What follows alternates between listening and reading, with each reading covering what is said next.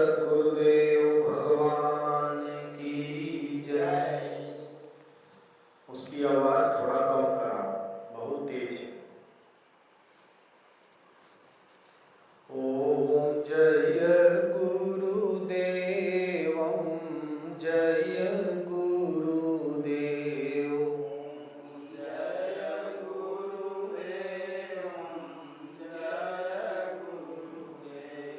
ओम जय गुरुदेवम जय गुरुदेव।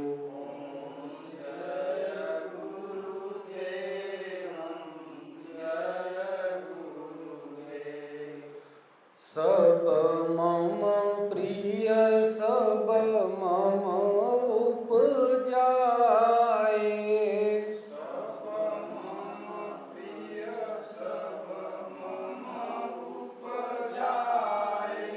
सब ते अधिक मनुज मोहि भाए।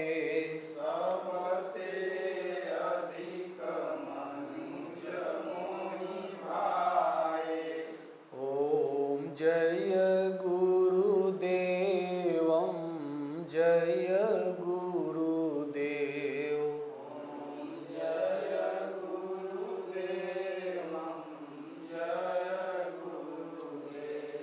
ओम जय गुरुदेवम जय गुरुदेव।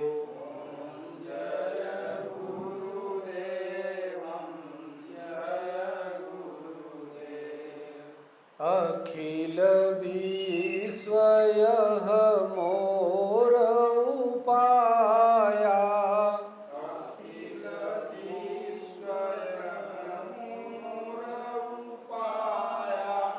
सब पर मोरी बराबरी दाया।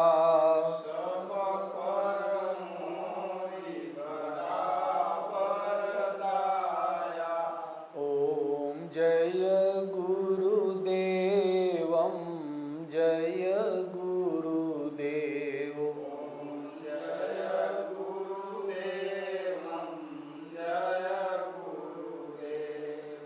सोई पावन सोई सुभग शरीरा।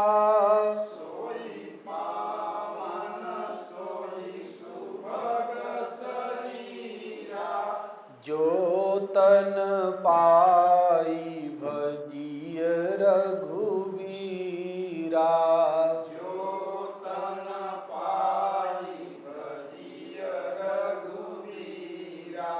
ओम जय गुरुदेवम जय गुरुदेव।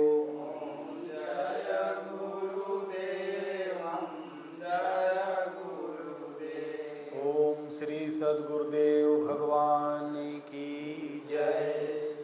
अब एक भजन है, हम सुना देंगे, आप लोग नहीं बोलेंगे। जगतपति ईश्वर तू करतार।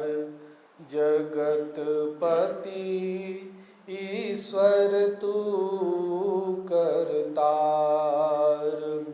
सकल जगत में जीव चराचर सब तुम्हारा परिवार। जगतपति ईश्वर तू करतार। जगतपति ईश्वर तू करतार। एक रूप से बहुत बनाओ जब तुम किया विचार। भुवन चतुर्दश प्रगट होकर फैल गया संसार। जगतपति ईश्वर तू करतार।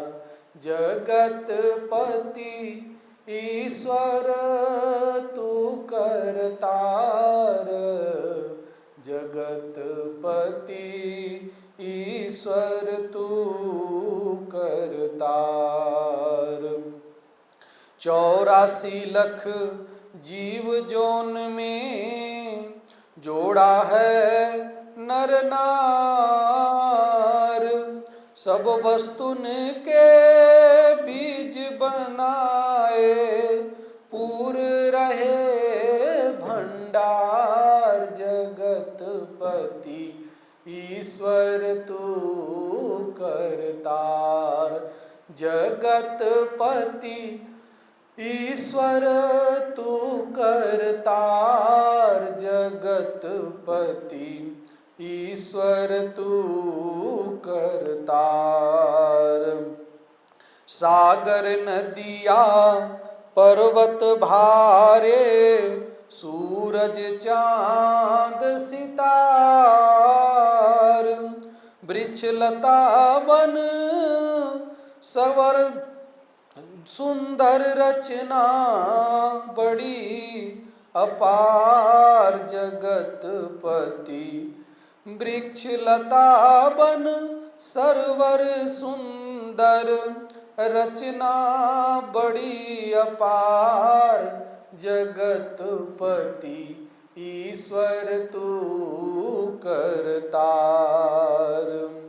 अजय अविनाशी जगत नियंता सब जीवन हितकार। ब्रह्मानंद दयाल दया कर भव भय सकल निवार। जगतपति ईश्वर तू करतार। ओम श्री सद्गुरुदेव भगवान की जय। ये ब्रह्मानंद संत हुए, उनका ये भजन है। इसके माध्यम से हमारे आपके बीच में ये बात रखते हैं कि जगत का कर्ता धर्ता कौन है, कौन किसका है। ये जगत में जो दिखाई पड़ता है, संतों ने जब चिंतन किया, भजन किया और ईश्वर को प्राप्त किया, तब उनको लगा कि जगत में जो कुछ करने वाला है वो ईश्वर सत्ता से ही सब कुछ क्रिएट होता है। मनुष्य को लगता है कि हम कर रहे हैं, लेकिन जब संतों ने उसकी अनुभूति किया तो मैं छोड़ करके तू ही तू कहना शुरू कर दिया। मैं कुछ नहीं। मैं कहा, मैं कहते कहते बड़े बड़े धनवान हार गए। मैं कहते कहते बड़े बड़े बलवान हार गए। मैं कहते कहते बड़े बड़े विद्वान हार गए। सब हारते चले गए। जब हार जाते थे तब कहता था कि मैं नहीं तू। उस मालिक को तब इशारा किया कि मेरा कोई अस्तित्व नहीं है, वही करने वाला है।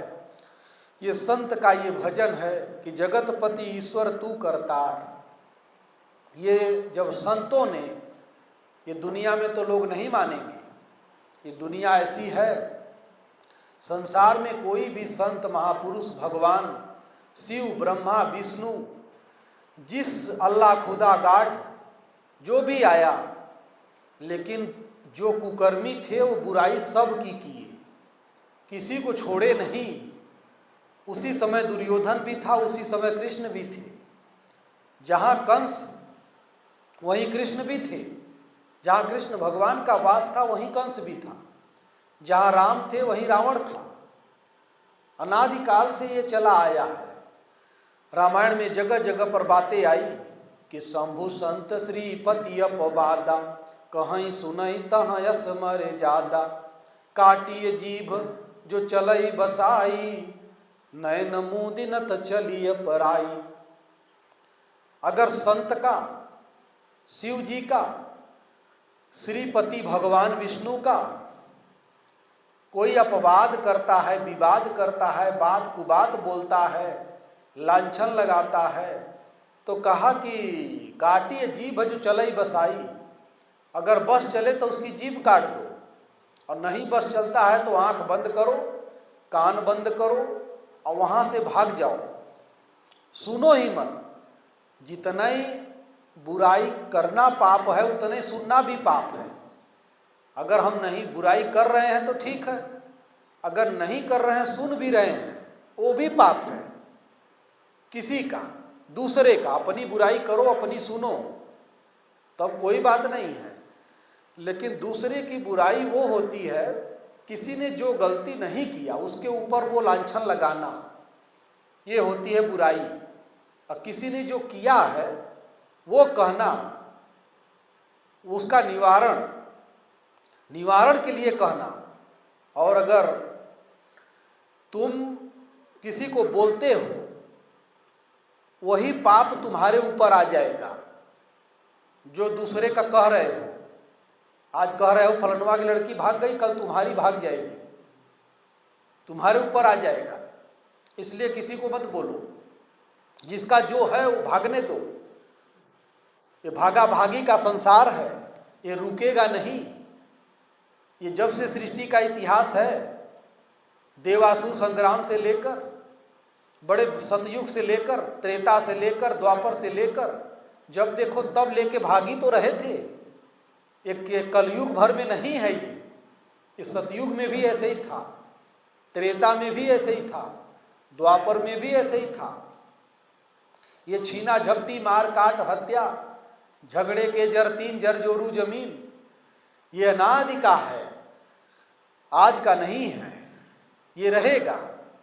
इसलिए संतों ने कहा कि जो जगतपति ईश्वर तू करतार, जो गीता में कहते हैं भगवान कि मैं न करता हूँ न कराता हूँ न क्रिया के संयोग को बैठाता हूँ, भगवान चुप हो जाते हैं कि मैं कुछ नहीं करता, लेकिन करता हूँ किसके लिए?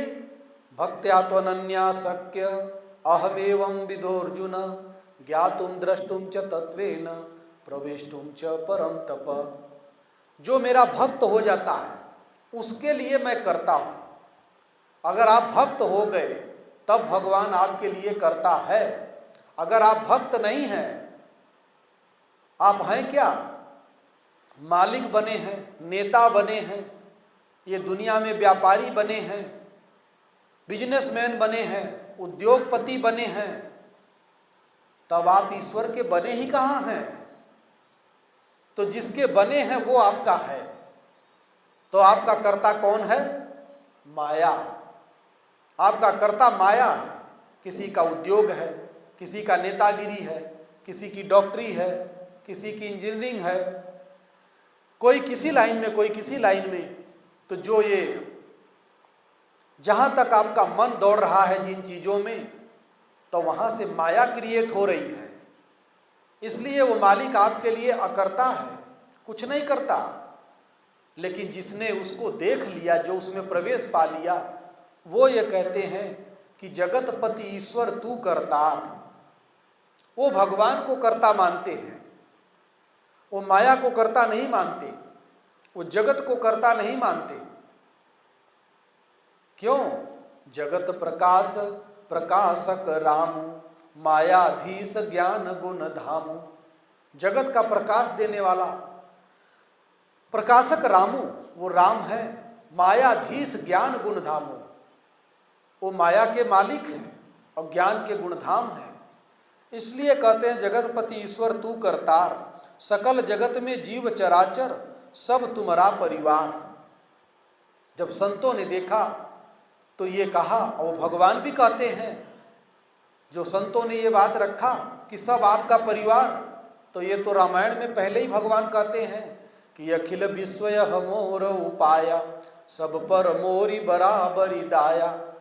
ये पूरा विश्व मेरा परिवार, अंग्रेज, मुसलमान, ईसाई, हिंदू, ये नाम दिया जाता है, बौद्ध, जैन, ये जितने नाम दिए जाते हैं समाज के दिए हुए हैं, ये भगवान के दिए हुए नहीं हैं। इस धरती पर जब ये उत्पत्ति यहाँ संसार में हुई तो ना हर वेद पुराण में लिखा हुआ है कि भगवान राजा के अंदर भगवान का अवतार हुआ। भगवान कहते हैं कि मनुष्यों में राजा मुझे जान। तो मनुष्यों में राजा को भगवान माना जाता था। हर जगह लिखा हुआ है कि राजा का दोष नहीं देखा जाता, क्योंकि वो भगवान का रूप होता है। राजा भगवान का रूप होता है। तो राजा में भगवान आए, सबसे पहले भगवान का अंश आया और उसी राजाओं से सृष्टि चली।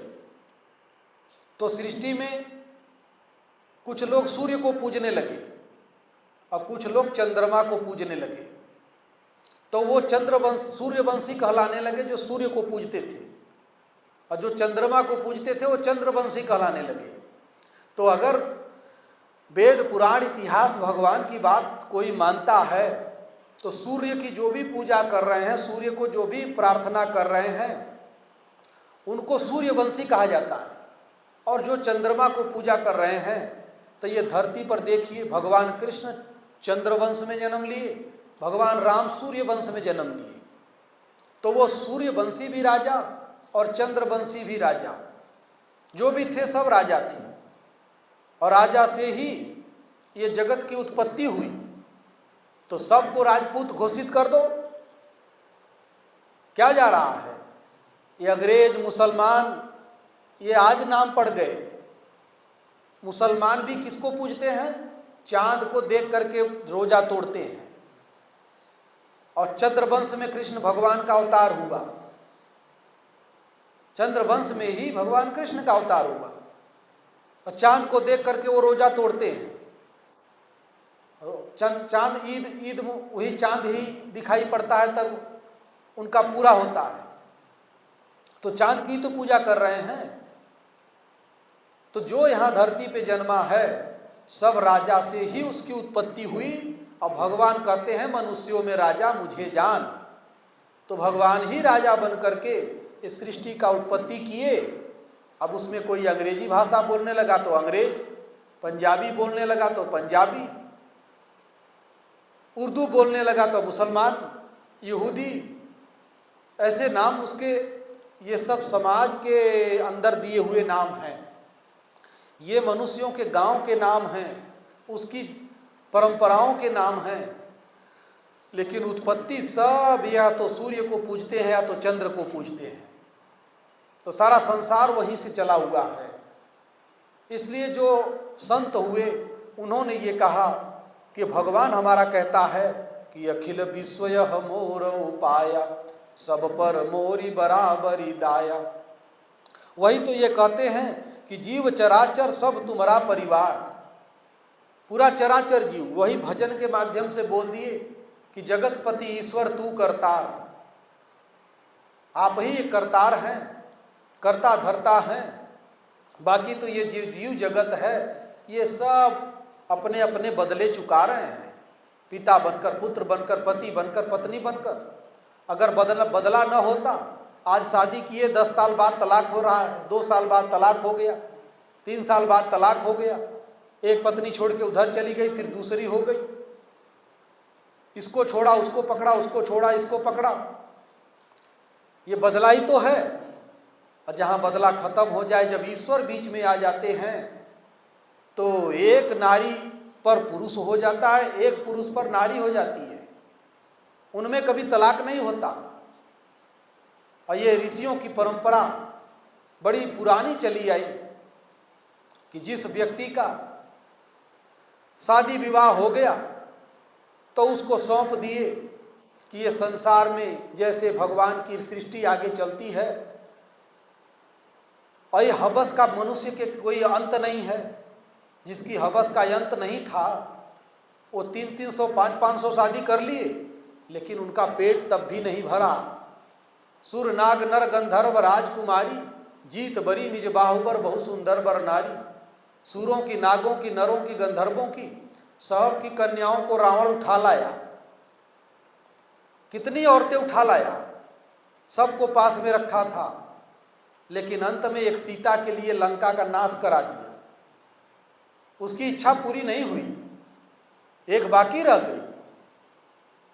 तो जितनी औरतें हैं, हड्डी मांस खून चमड़ा बाल सब एक ही तरह का है ना। लेकिन मनुष्य को अगर नहीं संतोष है तो इसका मतलब उसका हवस, और हवस का कोई अंत नहीं है। और जिसका पेट भरना होगा ये कहीं भर जाएगा, और जिसका नहीं भरना है वो जिंदगी भर मरते घड़ी तक एकदम खटिया पर पड़ जाएगा, तब वो कहेगा शादी करेंगे, तब भी वहीं जाएगा। तो ये हवस का नाम है इसका, तृष्णा। तृष्णा न जीर्णा वयमेव जीर्णा। तृष्णा मनुष्य की कभी बुढ़ी नहीं होती। मनुष्य कितना भी बुढ़ा हो जाए लेकिन उसकी तृष्णा बुढ़ी नहीं होती है। प्यास कितना भोग लें कितना भोग लें, ये चीज़ें उसकी नहीं मिटती हैं। इसीलिए ऋषियों ने कहा कि वो जगत का जो पति है, मालिक है, स्वामी है, तो पति शब्द परमात्मा का शब्द था। आजकल दुनिया में भक्ति भजन भगवान का किसी को बताओ तो औरतें कहेंगी कि हमारा तो पति ही भगवान है, और जो कहती हैं पति ही भगवान है, सुबह से शाम तक में 4 फाइट पति से हो जाती है, तो लड़ चलती रहती है। उधर पति भगवान भी है और रात दिन फाइटिंग भी हो रही है, तब कैसा भगवान? क्या भगवान से फाइटिंग होती है? खाली कहने की बात है, उसका पालन नहीं करना है। इसीलिए पालन करना, आचरण करना बहुत बड़ी चीज होता है। कह देना बहुत सस्ता चीज होता है, बोल देना बहुत सस्ती चीज होता है, उसका पालन करना। तो जगत का पति, जगत का मालिक परमात्मा को हनुमान जी, कबीर, तुलसी, मीरा, ये सब लोगों ने परमात्मा को ही पति कह करके संबोधित किया, मालिक कह करके संबोधित किया।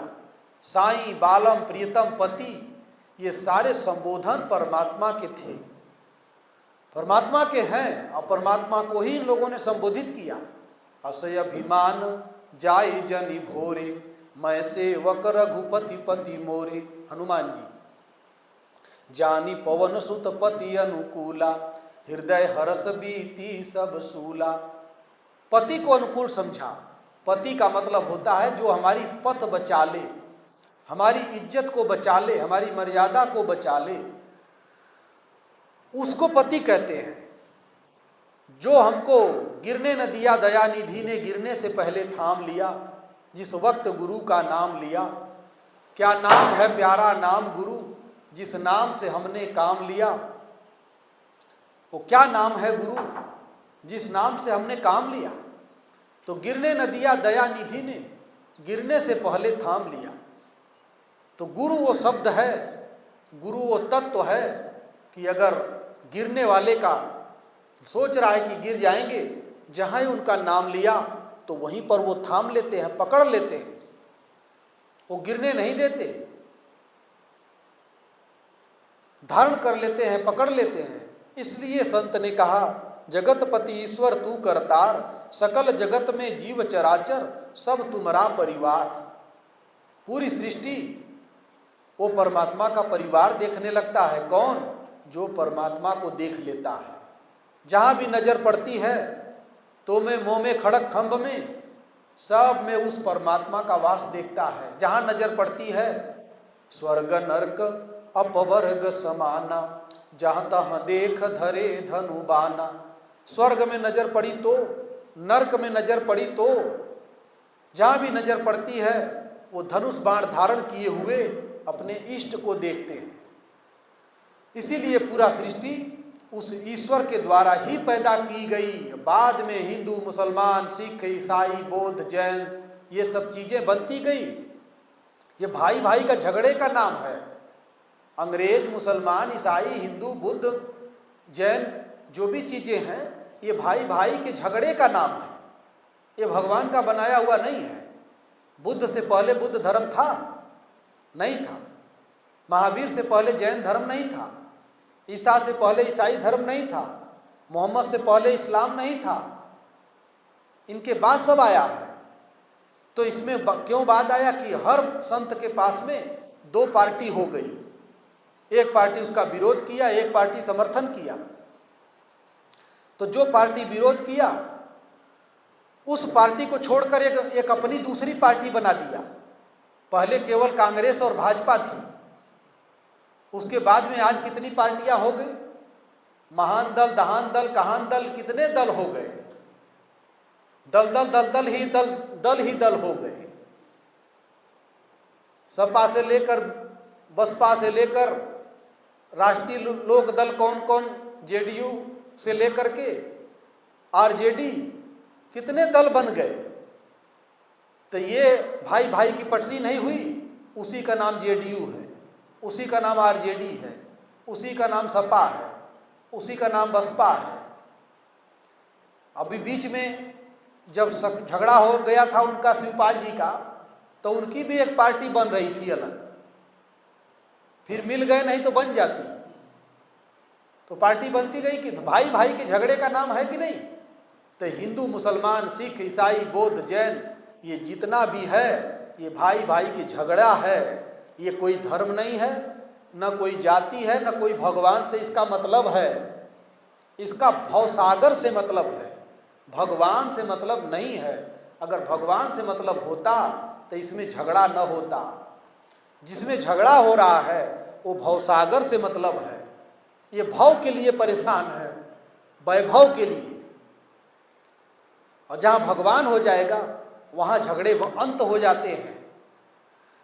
इसलिए दुनिया में जो जाति और ये जो पार्टियाँ और ये जो धर्म परंपराएं मजहब ये बन रहे हैं, ये सब पति पत्नी का झगड़ा हो गया। पत्नी कहती है हम दुर्गा को पूजेंगे, पति कहता है हम शंकर को पूजेंगे। उसका भगवान शंकर, उसका भगवान दुर्गा। और न शंकर अलग है न दुर्गा अलग है, लेकिन ये पति पत्नी का झगड़ा उसको बांट दिया कि भगवान अलग अलग है। भगवान अलग नहीं है, ये दोनों का पटरी नहीं बैठी। तो उस एक भाई दूसरे भाई से झगड़ा कर लिया। एक भाई हनुमान जी का मूर्ति ले आया, तो एक गया तुरंत जा करके शंकर जी का ले आया कि तू हनुमान को पूजता, हम शंकर को पूजेंगे। तो भाई भाई का झगड़े का न देन है, ये कोई धर्म नहीं है। इसलिए जगतपति ईश्वर तू करतार, ये जगत का ईश्वर को ही तुलसी ने, कबीर ने, बुद्ध ने, महावीर ने, सब ने उस परमात्मा को ही जगत का कर्ता धर्ता नियंता माना। और जो उससे जुड़े हैं वो, और जो उनसे नहीं जुड़े उन लोगों ने उसको नहीं माना, उससे दूरी पैदा कर लिया। इसलिए जगत का ईश्वर ही करतार है। और ये चराचर पूरा जगत, पूरी ब्रह्मांड, पूरी सृष्टि उस एक परमात्मा का परिवार है। अगर इसमें झगड़े हैं, मतभेद हैं, तो कहीं सिया सुन्नी लड़ रहा है, कहीं हिंदू मुसलमान लड़ रहा है, कहीं बैरागी त्यागी लड़ रहा है, कहीं सन्यासी उदासी लड़ रहा है। तो ये आपस के जो मजहब हैं, ये मजहबों के झगड़े हैं, ये संविधानों के कानूनों के झगड़े हैं। ये कानून के जितनी आग लगी है सब कानून की किताबों ने आग लगाया है। और 400 साल पहले कानून कुछ और था, आज कानून कुछ और है। 2000-5000 वर्ष पहले कानून दूसरा था, आज कानून दूसरा है। तो जो संविधान कहा जाता है वो किसी समय का कानून है, जिसको मनुस्मृति कहा जाता है वो किसी समय का संविधान है, वो धर्म नहीं है। क्यों? क्योंकि उसमें धर्म की बात नहीं लिखी गई है, उसमें समाज संचालन की बात लिखी गई है। तो जिस किताब में समाज संचालन की बात लिखी गई है वो किताब आज जिस समय लिखी गई उस समय का परिवेश कैसा था, वो युग कैसा था, उसी समय के उसमें उदाहरण दिए गए हैं। उस समय के उदाहरण आज कामयाब नहीं हो रहे हैं। उस समय की परिस्थिति जो 2000 वर्ष पहले परिस्थिति थी वो परिस्थिति आज बदल गई, परिवर्तन हो गया। तो इसलिए जो भी इतिहास किताब लिखी जाती है और जो संविधान लिखा जाता है वो तत्सामयिक होता है, वो उस समय का होता है, 400-500 साल बाद। और हम लोग क्या करते हैं कि वही पुरानी बात को लेके आ जाते हैं। सारा चीज़ नया चाहिए, मॉडर्न युग। और किताबों में जो लिखी हुई कुरीतियाँ हैं वो पुरानी वाली आज भी चाहिए। तो जब युग मॉडर्न हो गया तो तुम भी मॉडर्न बनो, तो जातियां भी मॉडर्न करो, व्यक्ति को भी मॉडर्न करो। खाली बस मॉडर्न कहने से काम चलेगा? ऐसे काम नहीं चलेगा। इसलिए कहते हैं कि जगतपति ईश्वर तू करतार, ये पूरा सृष्टि, पूरा ब्रह्मांड एक परमात्मा का, एक नूर से सब जग उपजा, कौन भले कौन मंदे। एक ही नूर से पूरी सृष्टि का संचालन हुआ। अगर अलग अलग संचालन किया, अल्लाह ने दूसरी सृष्टि बनाई, राम ने दूसरी सृष्टि बनाई, ईसा ने दूसरी सृष्टि बनाई, मूसा ने, मोहम्मद ने, बुद्ध ने, महावीर ने, अगर इन लोगों ने दूसरी सृष्टि बनाई, सब ने अलग अलग अगर मनुष्य बनाया, तो ये मनुष्य का मॉडल चेंज क्यों नहीं किया? अंग्रेज को जहां नाक है वहीं मुसलमान को है, वहीं हिंदू को है, वहीं ईसाई को है। जहां उसको कान है वहीं सबको कान है, जहां उसको उंगली है वहीं सबको उंगली है। तो अगर अल्लाह ने किसी दूसरे को बनाया, ईसा ने किसी दूसरे को बनाया, राम ने किसी दूसरे को बनाया, तो उंगली बदल देता, नाक बदल देता, कान बदल देता, कुछ तो चेंज कर देता। 4 फैक्ट्री हैं गाड़ी बनाने वाली, टाटा, महिंद्रा, फोर्ड, टोयोटा, चारों के गाड़ी का मॉडल नहीं मिलेगा, अलग अलग रहेगा। टोयोटा की गाड़ी अलग, महिंद्रा की गाड़ी अलग, टाटा की गाड़ी अलग, फोर्ड की गाड़ी अलग। ये चारों का मॉडल चेंज रहता है, अलग अलग रहता है। तो लोग जान जाते हैं कि ये महिंद्रा की गाड़ी है, ये टाटा की है, ये फोर्ड की है। ऐसे ही अगर अल्लाह ने एक गाड़ी अलग बनाया, राम ने अलग बनाया, ईसा ने अलग बनाया, तो अपनी अपनी मॉडलिंग तो कर देते, क्यों नहीं किया? इसका मतलब उस मालिक ने, अल्लाह ने, राम ने, खुदा ने, इन्होंने नहीं बनाया।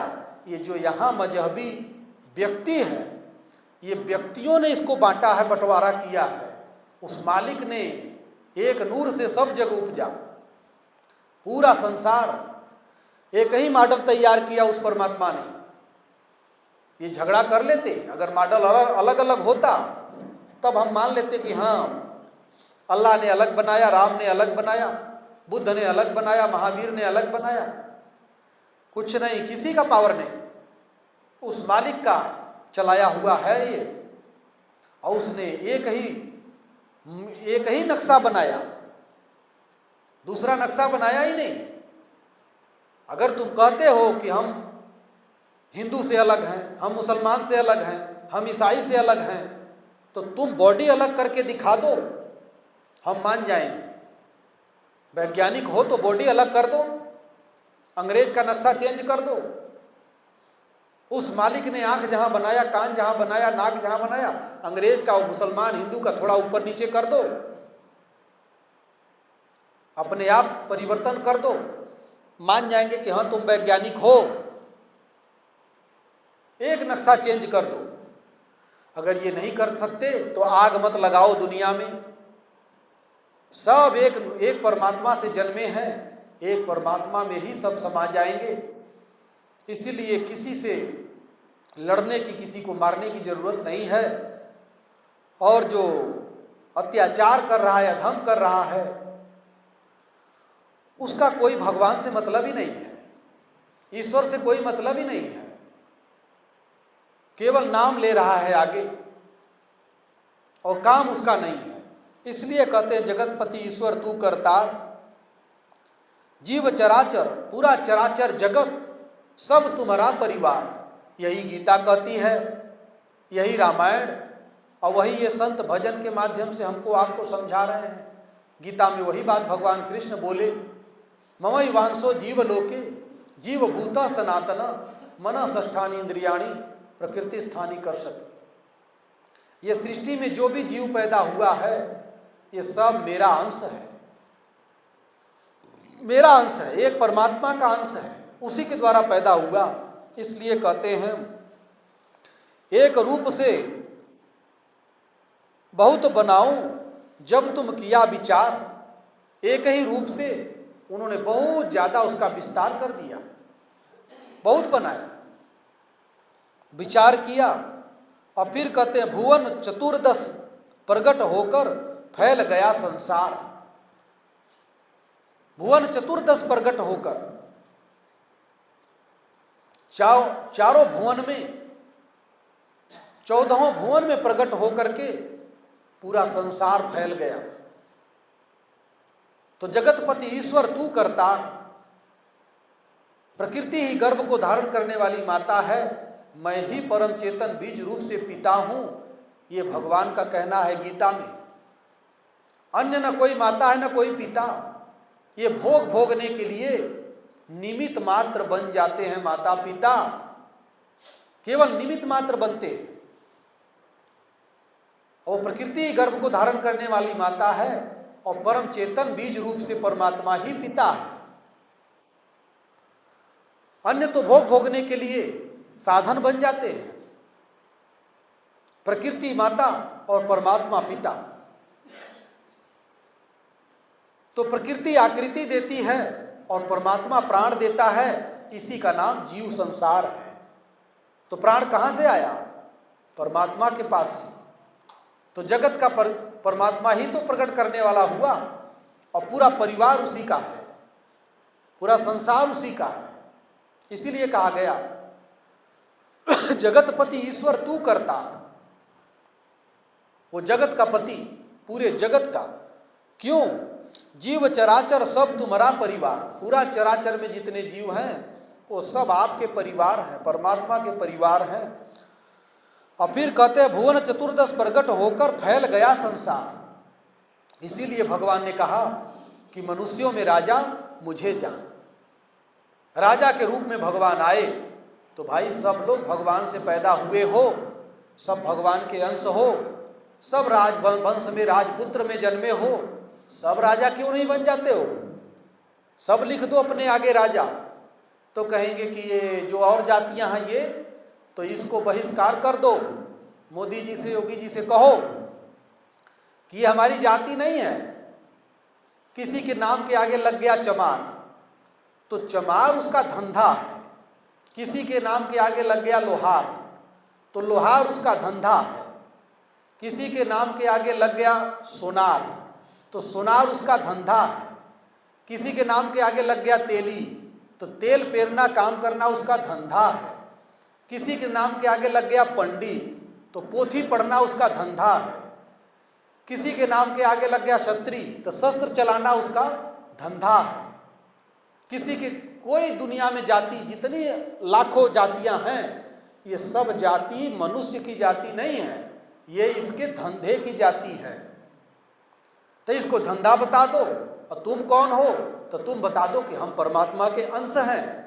ईश्वर अंश जीव अविनाशी, चेतन अमल सहज सुख राशि। कहो कि हम ईश्वर के अंश हैं। और पूरा सृष्टि के विद्वान कहते हैं कि विश्व वसुदेव कुटुंबकम, ये विश्व वसुदेव कुटुंबकम का जो नारा देते हैं, इसको लागू किस जन्म में करेंगे? खाली बस नारा देते रहेंगे? पूरा विश्व वसुदेव का परिवार है और हम वसुदेव के मंदिर में चले गए तो मंदिर की तुम धुलाई करने लगे। तो इस नारे को लागू कब करोगे? लागू नहीं कर रहे हैं, केवल कह रहे हैं, नारा लगा रहे हैं कि पूरा विश्व परमात्मा का परिवार है, पूरा विश्व भगवान का परिवार है, हम भगवान के अंश। भगवान ताल ठोकते हैं कि ईश्वर अंश जीव अविनाशी। और मंदिर में कौन बैठा है? भगवान, वो हमारा पिता। और हम गए अपने पिता को छू दिए मंदिर में दर्शन करने, वो पुंडा पुजारी मंदिर की धुलाई करने लगा कि यह छूत आ गया। और उधर कहते हैं, यही विद्वान ही कहते हैं, बड़े भाग्य मानुष तन पावा, सुर दुर्लभ सद ग्रंथ निगावा। बड़े भाग्य से मानव का तन मिला और हम मंदिर में नहीं जा सकते। कितना बड़ा पाप है दुनिया में मनुष्य की मानसिकता का। इतना भाग्यशाली मानव तन कि देवता भी इसके लिए तरसता है, और इतना बड़ा तन पा करके लेकिन किसी मंदिर में नहीं जा सकते। मंदिर में चले गए तो मंदिर की धुलाई करो। मंदिर में लोग जाते हैं पवित्र होने के लिए और मंदिर ही अपवित्र हो गया। एक कांग्रेस के नेता कोई राम मंदिर में चले गए तो कोई बीजेपी वाला नेता जाके जल छिड़कने लगा वहां। अरे जल छिड़कने से मंदिर पवित्र होता है? विचार से मंदिर पवित्र होता है और जल छिड़कने से मंदिर न अपवित्र होगा न पवित्र होगा। तो बताइए, तो इसका मतलब तुमने जब जल छिड़क करके तुम उसको पवित्र करने लगे तो तुमने भगवान का अंश क्या उसको नहीं माना? तो क्या वो मनुष्य नहीं है? उसको मनुष्य भी मत मानो, तब मनुष्य भी मानना छोड़ दो।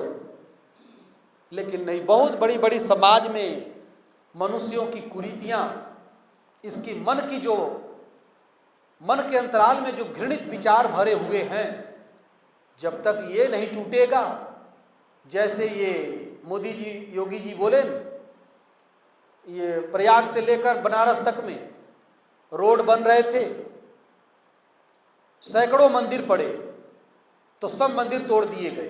क्यों? क्योंकि जो विकास में बाधक है वो मंदिर तोड़ दो तो कोई हानि नहीं है। तो जो विकास में बाधक है वो मंदिर अगर आप तोड़ सकते हैं, तो जो विकास में बाधक है उस मानसिकता को कब तोड़ेंगे? उस मानसिकता को भी तोड़ना पड़ेगा, तब भारत विश्व वसुदेव कुटुंबकम का नारा लागू होगा और तब ये तुम्हारे झगड़े बंद होंगे, लड़ाइयाँ बंद होंगी, कत्लेआम बंद होंगे।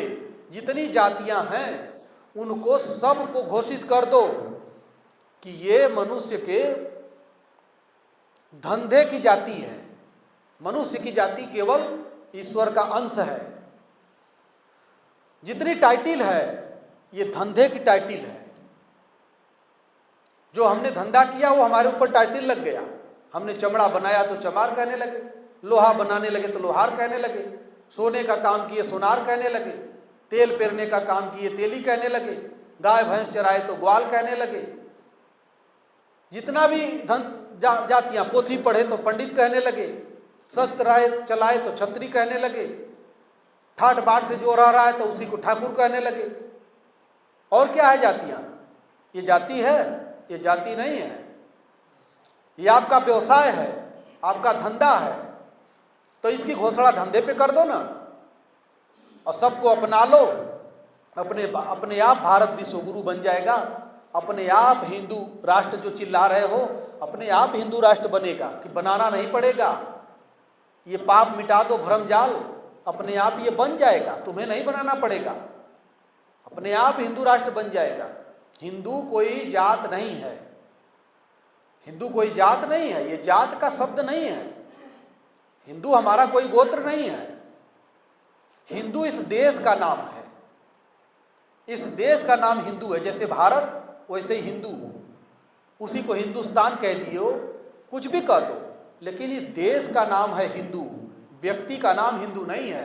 किसी जाति का नाम कि ब्राह्मण हिंदू हैं, ठाकुर हिंदू हैं, यादव हिंदू हैं, तो ये ऐसी बात नहीं है। ये हिंदू देश है। इस देश में अब इसका नाम ही हिंदू पड़ गया तो तुम क्या करोगे? इस देश का नाम हिंदू है, किसी व्यक्ति का नाम हिंदू नहीं है। बस इतनी सी बात है। और ये जो भी परंपरा थी, परंपरा में जिसको ये कपड़ा लत्ता, अब ड्रेस को, अगर ड्रेस को तुम धर्म बना दोगे तो फिर ड्रेस किसको कहोगे? स्टाइल को धर्म बना दोगे तो स्टाइल किसको कहोगे? किसी ने मूंछ कटा दिया, किसी ने दाढ़ी बढ़ा लिया, किसी ने मूंछ रख लिया, दाढ़ी कटा दिया, किसी ने ऐसे बाल कटवा दिया, किसी ने ऐसे कटवा दिया, किसी ने इतना काट के बनाकर कुल छोड़ बनवा दिया। तो ये तो आपकी स्टाइल है, ये धर्म नहीं है। सिंदूर लगा लिया, टीका लगा लिया, चूड़ी पहन लिया, धागा गले में बांध लिया, ताबीज बांध लिया, पैर में पायल पहना दिए, हाथों में कंगन पहना दिए, पगड़ी बांध दिए, चुल्ला पहना दिए, तो ये तो आपका एक ड्रेस है। कुछ ड्रेस है, कुछ श्रृंगार है, ब्यूटी टिप्स हैं ये सब। ये धर्म थोड़ी है, ये धर्म नहीं है। आज सिंदूर लगाते हो, माई लोग नहाती हैं, सिंदूर धुल गया फिर लगाती हैं,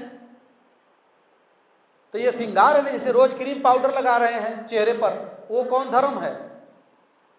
ऐसे ही सिंदूर है, सिंदूर कोई धर्म थोड़ी है, एक श्रृंगार का नाम है और लोगों को अच्छा लगा उसको लगाते हैं। एक प्रथा चल गई। तो ये तो एक ब्यूटी है, एक सजावट है, ये कोई धर्म नहीं है। जिसको अच्छा लगता है वो लगा लेता है, जिसको नहीं लगता वो नहीं लगाता है। तो इसको किसी धर्म से जोड़ना, किसी परंपरा से जोड़ना, ये सही नहीं है, ये गलत है। जैसे टैटू, टैटू तो सभी न बनवाते हैं। टैटू किस धर्म में आएगा? हिंदू, मुसलमान, सिख, ईसाई, जैन, बौद्ध सब बनवा रहा है टैटू। पूरा बाह पे, जांग पे, कपार में, सर में, सब जगह दुनिया भर का पूरा दुनिया टैटू बनवा रही है। उसको किस धर्म में लोगे? टैटू बनवाने वाले को हवाई जहाज में क्यों जाने दे रहे हो? अगर सिंदूर पहनने वाला नहीं जा सकता तो टैटू बनवाने वाला क्यों जा रहा है? वो भी तो एक धर्म मानो।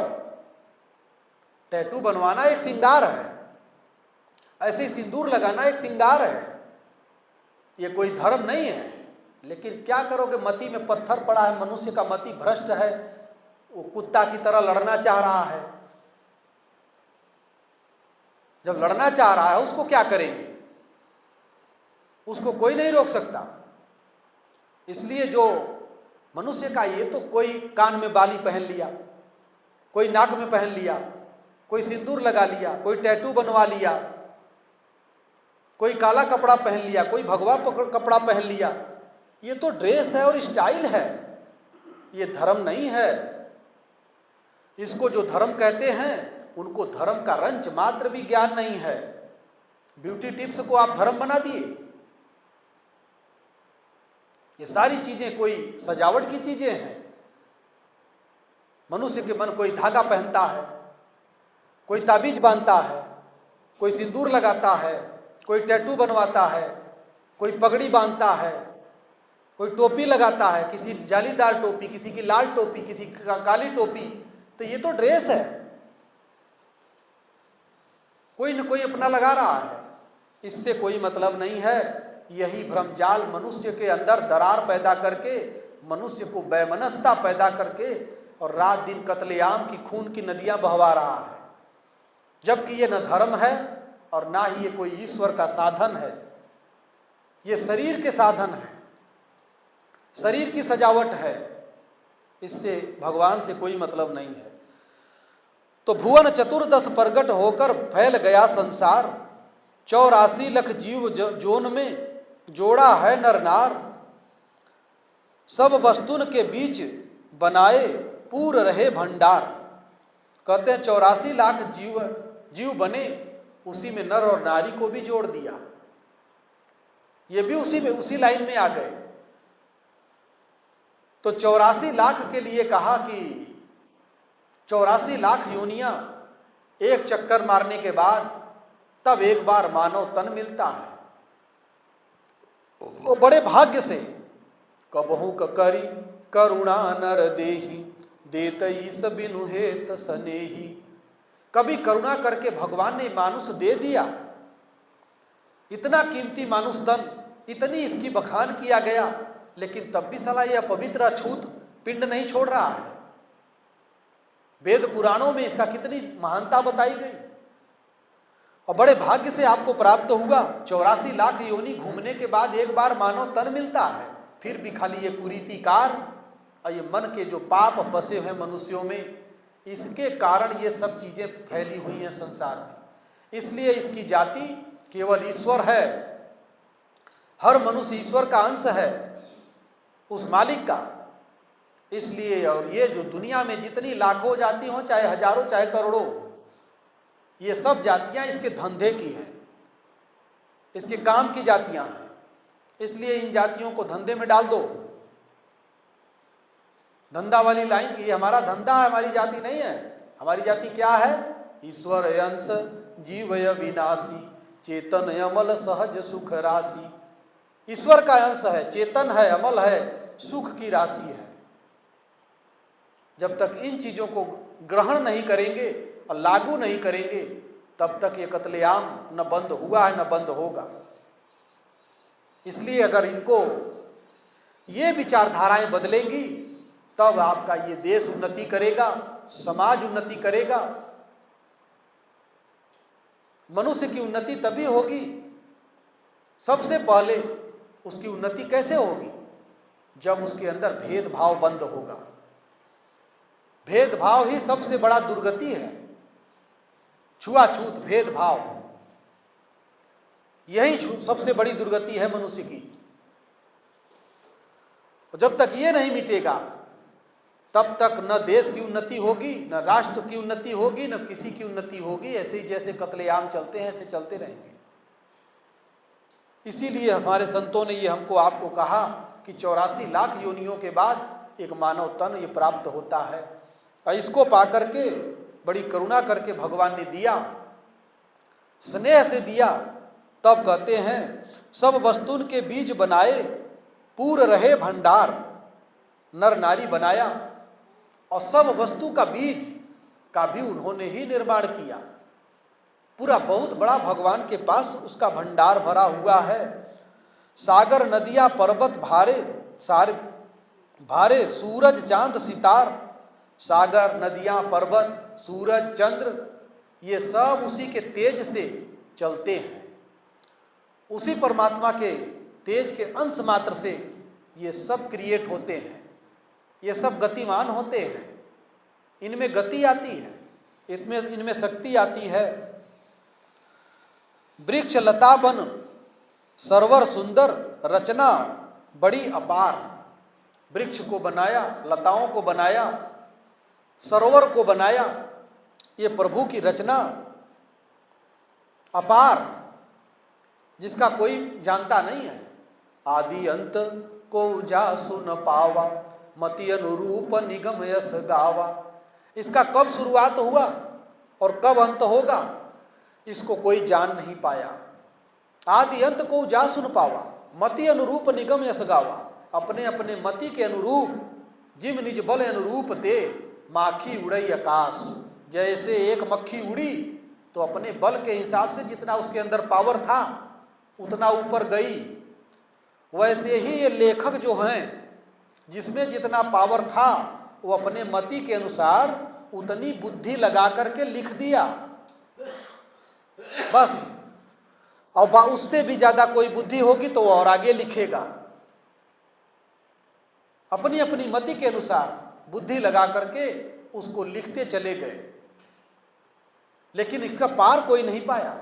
आदि अंत कब शुरू हुआ और कब अंत होगा किसी को इसकी जानकारी नहीं है और ना इसका कोई मालिक है। इसलिए कब ये शुरू हुआ था संसार और कब इसका अंत होगा इसका लेखा जोखा कोई नहीं कर सकता। और भगवान तो भगवान के भजने के लिए जो चले, तो जो भगवान को जान गए, सोई जानई जहि देहु जनाई, जानत तुमई तुमई होई जाई। वही जाना उस परमात्मा को जिसको उस परमात्मा ने जना दिया, और उनको जान करके वही हो गया। जैसे कोई बर्फ का टुकड़ा आप पानी में डाल दो तो थोड़ी देर में पानी हो जाएगा कि नहीं, बर्फ नाम खत्म। वैसे ही ये जीव मनुष्य बर्फ के टुकड़े की तरह जम गया है, और जैसे ही परमात्मा रूपी पानी में प्रवेश किया तो वो पानी में पानी हो गया। बर्फ नाम खत्म, जीव नाम खत्म, शिव नाम प्राप्त हो गया। तो इसीलिए हमारे संतों ने, ऋषियों ने ये शोध किया कि आप 100 किसी देवी देवता का 100 चित्र लगाने से बहुत बड़ी बात है। घर में 100 चित्र टांगने से अच्छा है कि उस देवता का एक चरित्र अपने भीतर टांग लो। जिस देवता का चित्र टांग रहे हो उनका एक चरित्र अपने अंदर आपने टांग लिया तो आपका जीवन सुधर जाएगा। हम लोग चित्र भर टांगते हैं, उनका चरित्र नहीं टांगते।